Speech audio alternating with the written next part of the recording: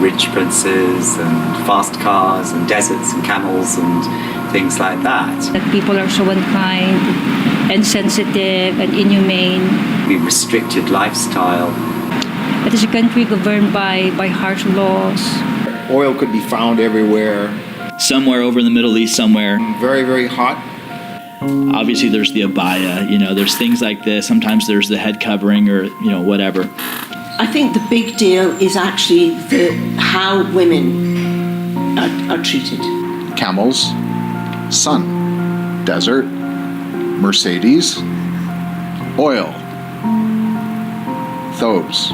But I didn't know they were called thobes. Rich Saudis, basically, who drive around in Mercedes and Rolls Royces. The whole issue of Al-Qaeda, and especially after 9/11. Camels, desert, dates, thobe, camping, tents, then shisha. A lot of this is linked, of course, to an enormous amount of negative publicity in Western press about Saudi Arabia, which has, as we know, increased quite significantly this year. I think the black propaganda portrayed by media about terrorism and inhumane treatment or abuses. It was media driven, and all the decade of 1990s and then afterwards 9/11 and the subsequent events, and then this Islamophobia, right? And very strong image created by Hollywood movies and then the Western press and certain news channels. That some of it is because of the media. I think the hype that the media has put into it is probably a little bit overblown in terms of that. Media world that has all these perceptions, negative perceptions probably about Saudi Arabia and the area, There are so many stereotypes in the Western world about Saudi Arabia. So some of them you get influenced by them and you start thinking like them because you have never been here. So you just go with those perceptions in a way. The control of media outlets has narrowed tremendously. You have a lot of interests. You could use the way the media show Saudi Arabia as a bit of a veil in itself, because it's hiding the reality. No, I think a lot of people wondered why I was coming and what the sort of rationale was. You would come to Saudi Arabia to earn a lot of money because you don't have to pay tax like we do back home, and that you would get a better salary here, and that was a sort of the reason why most people would come, and I think that's maybe why a lot of people thought that I was coming. People just thought it sounded like a great adventure. But actually, one of the things that people got confused about is that I told them I was going to Saudi Arabia, and they kept on saying to me, "So you're going to Dubai, aren't you?" "No, I'm not going to Dubai." "I'm going to Saudi Arabia." "Oh, yes, of course, I remember." So, and then a few days later they go, "And how is it going to be in Abu Dhabi?" "What? I'm not going to Abu Dhabi. I'm going to Saudi Arabia." It's slightly different. And then somebody would say something like, "Oh, I hear it's great in Dubai. You're going to have such a fantastic time." I said, "It's not quite like Dubai in Saudi Arabia, actually." So a lot of it was just sort of confusion about geography and the difference between the UAE and maybe Qatar and Saudi. So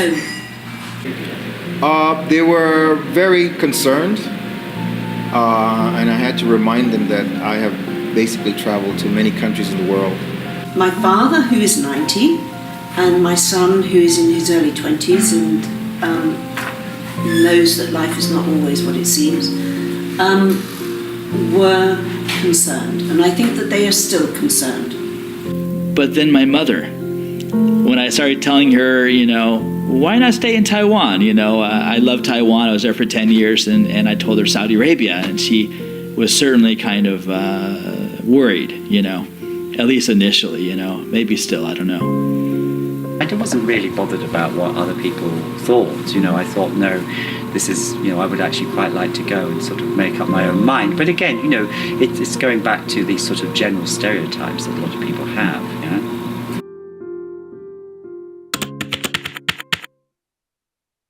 Okay, well, I mean, ever since living here, my perception's changed completely.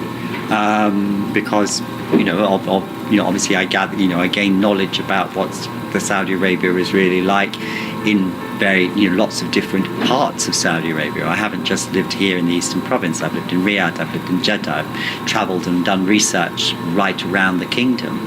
And I mean, I think there's a lot of things that I wasn't aware of before that have certainly changed my the way I see the country. And I think, for example, something that's not at all known in the West, is the fact how important humour is in Saudi Arabia. The kindness that, I've traveled and we've gone to, Najran and being invited into people's homes. And, we were camping on some man's farm. And he came out, he's like, we had broken Arabic and he had, very broken English, and our Arabic was probably even more broken than his English. And he's kind of like, what are you doing? We had our tent. We're like, can't, it's okay. It's like, okay, so here's okay, you're camping, you're on my land, but okay, it's okay. For example, I hear frequently, there's no such thing as civil society in Saudi Arabia. That's something I've heard lots and lots of times. Well, of course, we know that that's nonsense. There is civil society here, of course there is, but it's not the Western version of civil society. It's the Saudi version of civil society, because this is Saudi Arabia, yes? So I think, this is a very, very important point. You can't understand a culture, unless you actually look at that culture, in its own context. And I think, this understanding of local context, and then in the case of Saudi Arabia, it's not just enough as well. Basically, Saudi culture is very unique in some ways. I think what I love the most is that the family bonding is very intact, okay? Very kind, friendly people, and very family orientated, which is sadly not the same in the U.S. I mean, we like family, but when we're 18, we kind of leave home and we, hi mom, hi dad, but it's not really, as close. Family ties are not as strong as they are here, for example. I feel Saudi Arabia is a very safe place to live for people having family or raising a family. It's a very good place to raise your kids in a way. I never feel scared walking at night in a street or in a mall. You can go and have jogging on Coronation, Khobar or Dammam, 1 a.m. Still, you feel very safe. Nobody will come and snatch your mobile and ask for your purse or something. Given the way that the political situation has sort of panned out in the Middle East over the last year, I feel safer here than I might feel in many places in Europe. And in general, Saudis are very respectful towards women, right? Like at a checkpoint, if your family is with you, they won't stop you. If there's one big misperception that I've discovered, is that people think that because Saudi women are covered up completely when they're outside, that somehow makes them sort of browbeaten and timid and, weak and vacillating and not sure of themselves. And I have realised from teaching for the last year and the people that I've met that that's completely not the case. And that, if anything, I think Saudi women are some of the strongest women I've ever come across in my life. They know what they want, they know how to get it, they're going to organise the men so that they will get it. Once I went to teaching hospital, I had some sinus problems. The female ENT specialist, Saudi specialist, really took very good care of me in investigations and then follow-ups. And I told my students that your female doctors are more competent than the male doctors. So that was also a very good, very positive perception.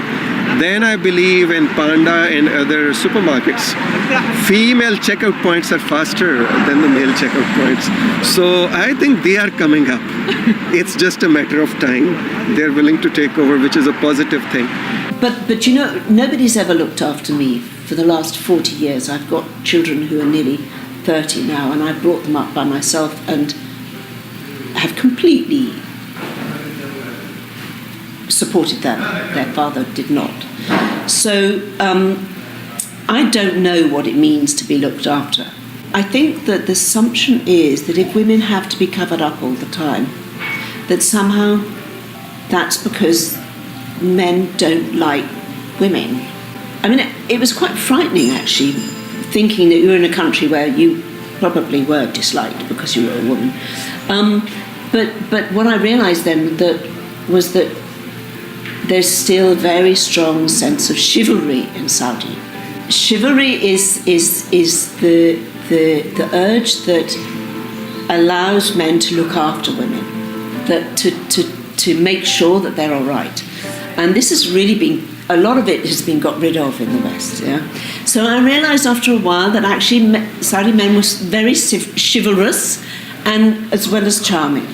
So, but the one thing that really sort of brought this home to me was that I got into a taxi one night right down at the Corniche, having been shopping, and gave it what I thought were instructions to my compound.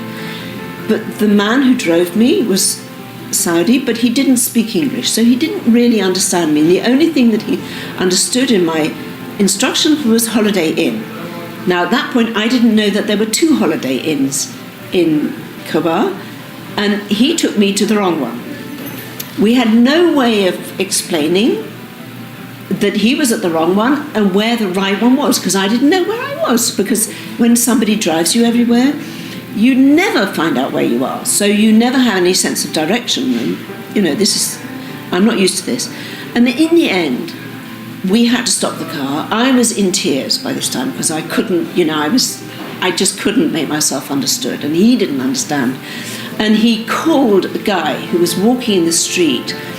He'd just come out of a compound, the Saudi guy, and he said, "Listen, this woman is trying to find the Holiday Inn in Kobar and in the other Holiday Inn, but I don't know of another Holiday Inn. I don't know why, but he just didn't." And that guy actually said, "Get out of the car, I'll sort you out, it'll all be all right." And he said to the taxi driver, "Off you go, and I will make sure that she's okay." He hauled another taxi up. He made sure that the taxi knew exactly where I was going. He put me in the taxi and made sure that I was okay. And then I suddenly realised that the whole point about the whole thing of women being protected and looked after is that when things like that happen, somebody steps in, whether it's your father or not, is neither here nor there. The men here will make sure that, or at least with me anyway, make sure that you're all right. Other perceptions, other things that I encountered were, students offering me rides, for example. I remember being off campus. I don't have a car. And, students, even students I don't even teach, somehow they know, you're KFUPM, I'm a KFUPM student, I don't know you personally, but here, let me give you a ride here, and just the friendliness of the people. 70% of the population is under 30, and today are very well educated, interconnected with the world, online. My daughter, who's now 4,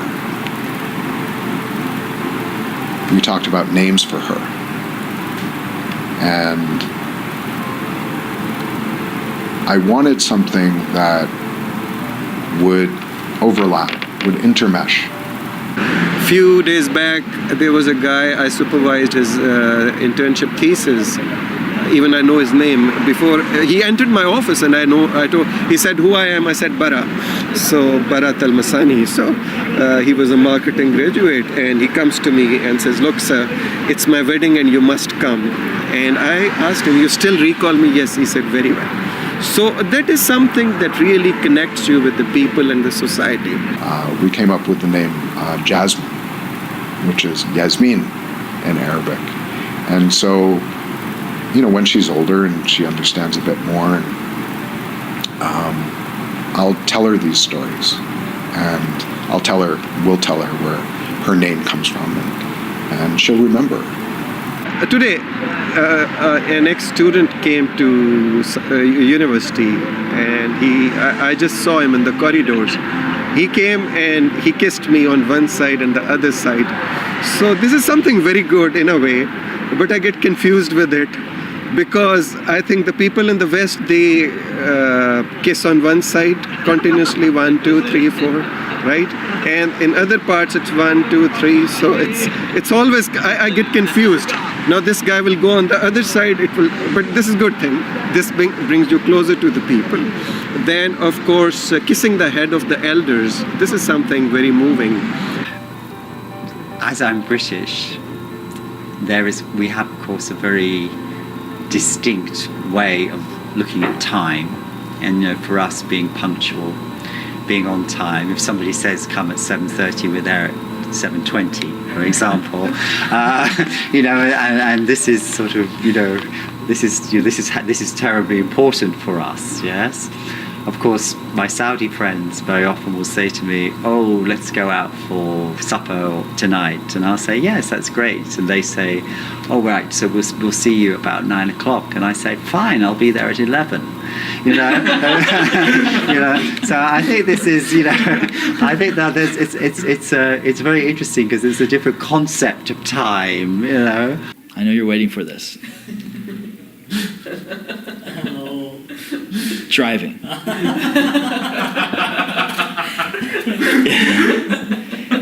It is truly the most dangerous thing in Saudi Arabia. If I'm afraid of anything, it is people driving in Saudi Arabia. Nothing else. Just that. Very dangerous. And something I've seen a lot in my first few years, not much lately, fortunately, is you could be on a big road with multiple lanes. You could have, 2 or more lanes on each side, and you could have someone on the far right and they want to turn left over here. Other countries, they'll just gradually go to the next lane, and then they'll turn at the next available. No. They'll go now.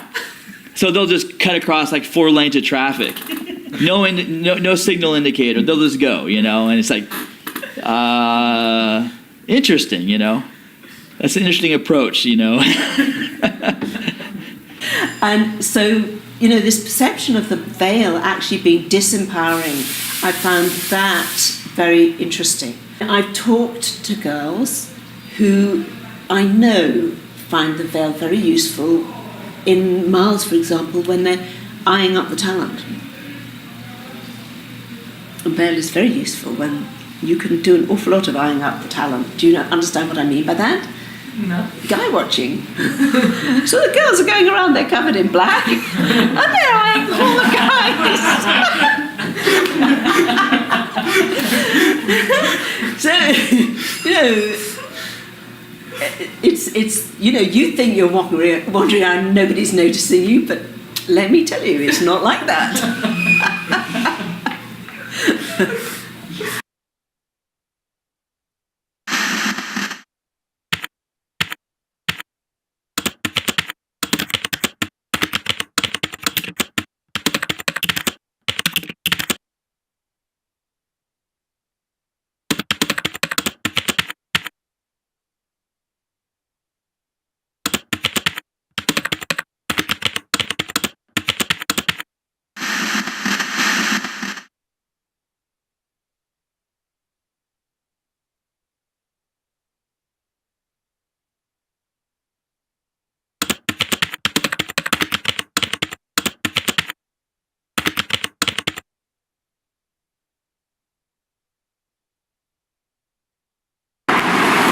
Just don't edit this so I sound like Donald Trump. That's completely out of context. I didn't say that. That's not what I said.